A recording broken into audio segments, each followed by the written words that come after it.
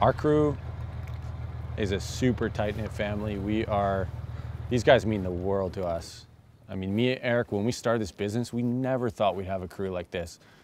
When we started this business, it was me and him in his grandparents' basement on the yard, filling slabs up in the yard.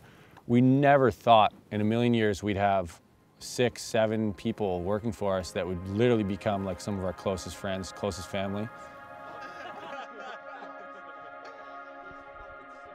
I think one of the most important things with the company is you want to find people that want to grow with your company. You're always going to get, with a large scale company or something, you're always going to find people that want to just get a paycheck. They're just there for the cash. They don't care about what they do. Everyone that works for our company seems to just love the lifestyle. They love what they do and they love the company. They love the product, they love the process, they love everything. And if you don't love that, then you're probably not meant to work for VET. You gotta love what you do, because we do. We love it. It's so much fun.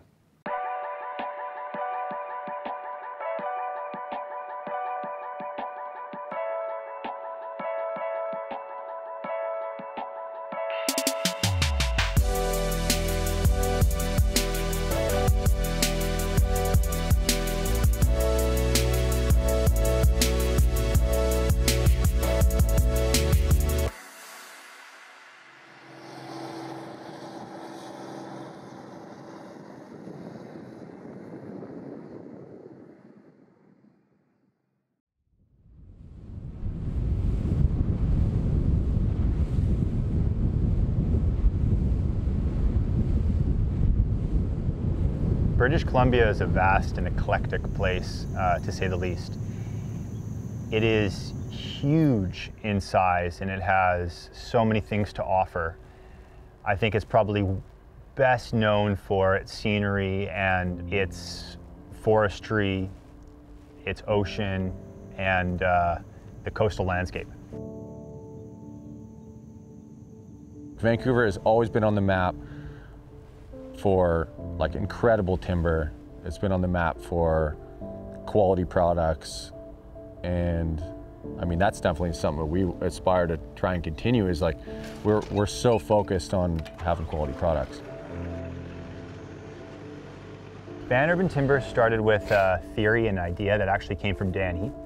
So when we were around 21 years old, we were living together as roommates at my grandparents' house, and he had a theory that there were enough urban trees coming down on a daily, weekly basis that could sustain enough fiber to run a small timber business.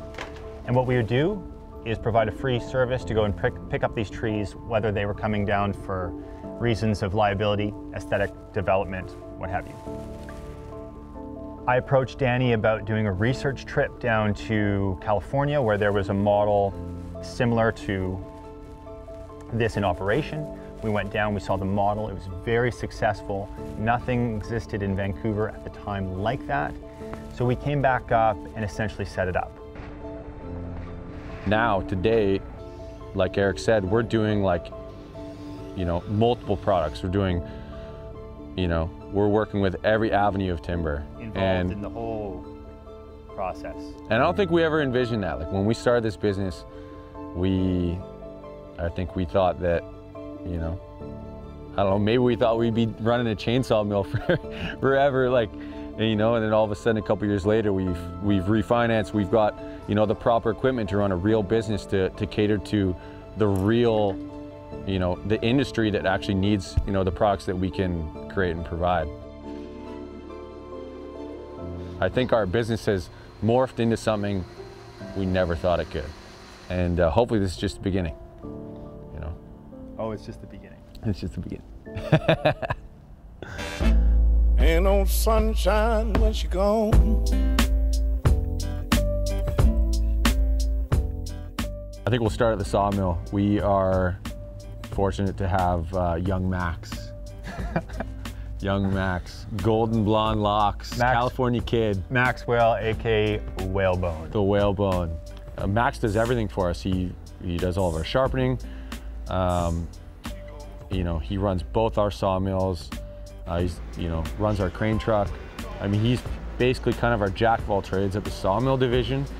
And Yeah, Sure. he's never-ending learner. He's And never-ending laughs with that guy too, man. never-ending laughs. Mikey is the man, hands down, and he definitely gravitates more towards the design and fabrication side of the business where he does work, but I think that's really where he feels most comfortable and For sure. fits in. He's an incredible critique. Greg, or who's better known as G here at VUT, is an amazing asset and an amazing colleague. He has single-handedly taken the design and fabrication side of our business into his own hands and really ran with it. I can say without any doubt in my mind that we would not be where we are at today without G. Joe's just part of the backbone, man. He's part of the backbone, man. He's part of the spine, and I don't think we could say enough about that guy. I personally kind of hit it off with him because he's just like me. He's just like mechanically driven. He loves the process. He loves like just design and, you know, working on old tools or just fixing things up, just making things work. And he loves his tea, that Englishman. Yeah. Loves his tea. Loves his tea. Dylan McIntosh has been with us through thick and thin. He was here the first day at the sawmill. And I think it's also fair to say that we would not be where we are today without Dill. Hands down. We talked about, you know, some of the tribulations, some of the hard times we've been through. Yeah. Dill is one of the only guys that, even in times that we couldn't afford to pay him, where we said, man, like we're going through hard times or this or that, he still showed up. He would still work days for free. And that meant so much to Eric and I. Mm-hmm. We still owe you, Dill. We still owe you for that. Mm-hmm. And those are the kind of, you know, attributes that we're really lucky to have with our employees, that this isn't just a job. These people are our family. Mm-hmm. And I think that's, you know, 100%.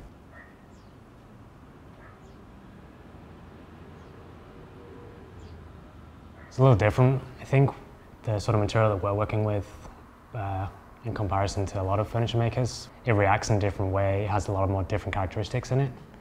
And mostly it has a lot more sort of natural organic features to it. And typically when you integrate that into a space, it really warms it up. It has a little bit more character.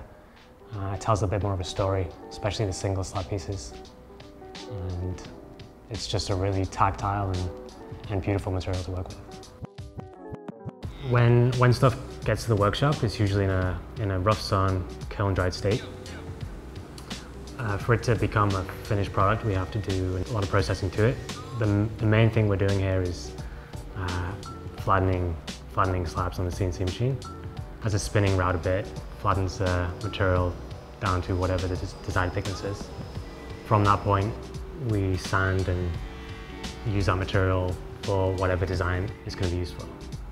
Yeah, and there's also quite a few stages to the finishing.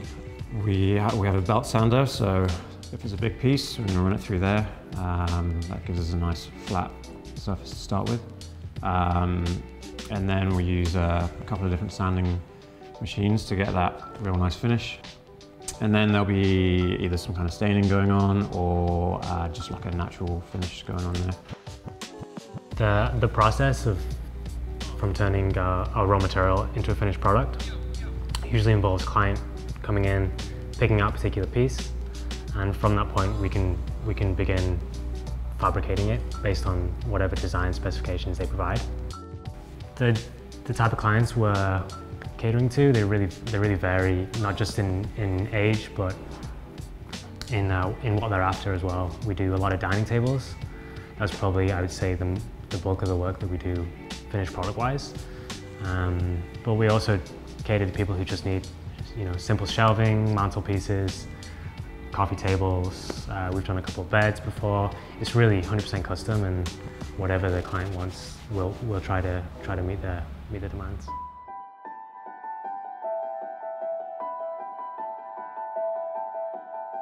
The future of Van Urban Timber, I think for both of us right now, is starting to look pretty bright.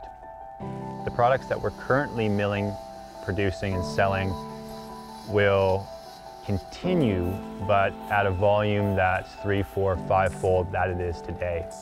And I think we'll see our client base that goes beyond Vancouver continue to grow. We've been lucky enough to be able to send product into the United States Europe, and South Korea, and we're so happy to have such a positive response thus far outside of Vancouver. I think I speak for Danny when I say this too, we're very excited about the very real prospect of integrating the lumber products that we're milling here into commercial and residential construction, and venturing off from Van Urban Timber, which will always still be a company in its same form today, but having a new division that focuses on construction and development. When we started Van Urban Timber, we were excited because we were doing something people weren't doing in the city. We were taking green waste and we were producing it into like an awesome product. We were turning it into something that no one was producing in Vancouver. I think that is the backbone of our company. I think no matter what, we're always going to strive to be recycling, reusing, and I think it's the way of the future. Renewable is definitely the way. For sure.